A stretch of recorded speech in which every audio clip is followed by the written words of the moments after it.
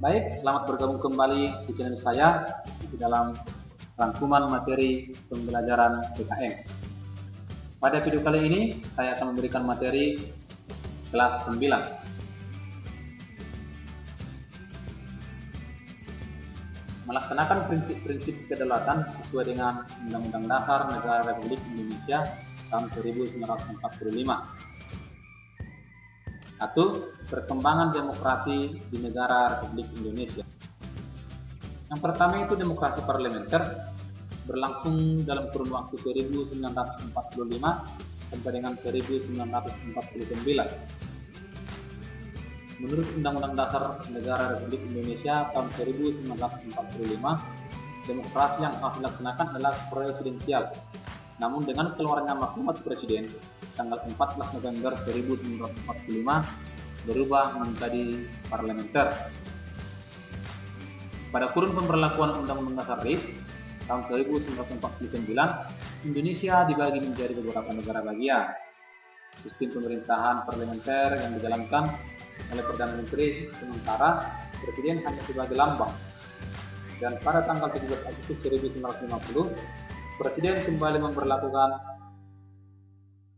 sistem negara kesatuan dengan Undang-Undang Dasar sementara, dikarenakan banyaknya penolakan dari masyarakat.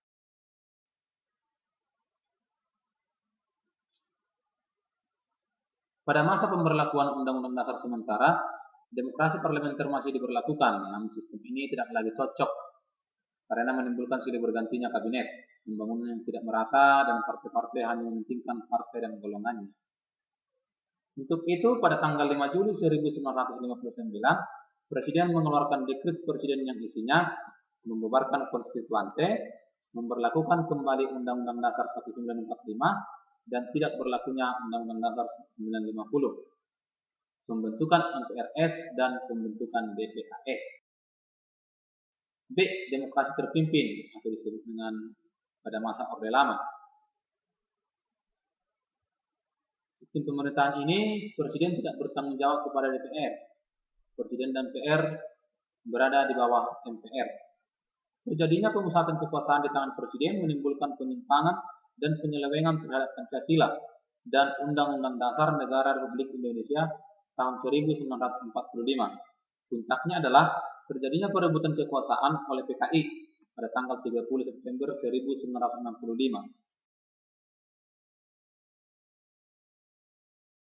Penyimpangan yang terjadi pada masa pemerintahan demokrasi terpimpin. Silakan dibaca pada video ini.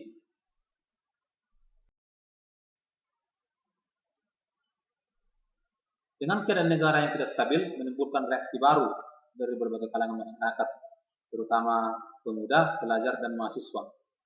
Beberapa kalangan masyarakat tersebut kemudian mengajukan 3 tuntutan rakyat yang kemudian dikenal dengan istilah Tritura. Yang isinya yang pertama adalah membubarkan PKI, bersihkan kabinet dari unsur PKI, dan turunkan harga dan perbaikan ekonomi. Tuntutan rakyat ini kemudian mendapat tanggapan positif dari pemerintah, terutama dalam menciptakan keamanan dalam negeri. Hal ini ditandai dengan dikeluarkannya Super Smart atau Surat Perintah 11 Maret dari Presiden Soekarno kepada Jenderal Soeharto. Dan tidak lama kemudian, kepemimpinan Soekarno beralih kepada Jenderal Soeharto sebagai Presiden Indonesia yang kedua.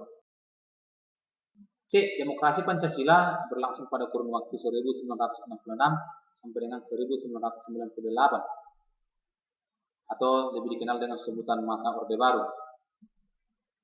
Demokrasi Pancasila berpangkal dari kekeluargaan dan gotong royong. Dalam demokrasi Pancasila, musyawarah untuk mufakat sangat diharapkan karena setiap keputusan dan musyawarah hendaknya dapat dicapai dengan mufakat. Tetapi bila tidak terjadi mufakat, maka pengambilan keputusan dapat ditempuh melalui pemungutan suara. Demokrasi Pancasila masa kepemimpinan Presiden Soeharto memiliki keunggulan tertentu, antara lain mengutamakan pengambilan keputusan dengan musyawarah mufakat, mengutamakan keselarasan dan keseimbangan antara hak dan kewajiban, lebih mengutamakan kepentingan dan keselamatan bangsa di atas kepentingan pribadi dan golongan. Namun dalam pelaksanaannya sebagai akibat dari kekuasaan dan masa jabatan presiden yang tidak dibatasi.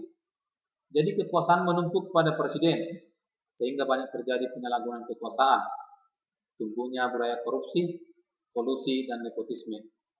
Kebebasan bicara dibatasi, praktik demokrasi menjadi semu, lembaga negara berfungsi sebagai alat kekuasaan pemerintah. Kemudian lahirlah gerakan reformasi yang dipelopori oleh mahasiswa yang menuntut reformasi di berbagai bidang. Puncaknya adalah pengunduran diri Soeharto sebagai presiden dan digantikan oleh B.J. Habibie.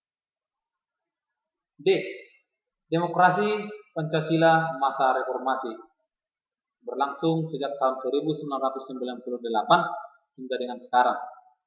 Demokrasi yang dikembangkan pada masa reformasi pada dasarnya adalah demokrasi berdasarkan Pancasila dan Undang-Undang Dasar Negara Republik Indonesia tahun 1945 dengan penyempurnaan, pelaksanaan, dan perbaikan peraturan-peraturan yang tidak demokratis, penegasan fungsi dan wewenang serta tanggung jawab lembaga-lembaga negara dengan konsep pemisahan kekuasaan dan tata hubungan yang jelas.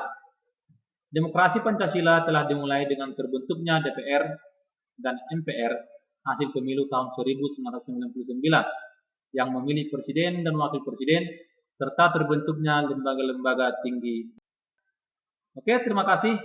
Sampai di sini materi pembelajaran pada video kali ini. Jangan lupa like, subscribe, and comment. Sampai ketemu di video pembelajaran selanjutnya.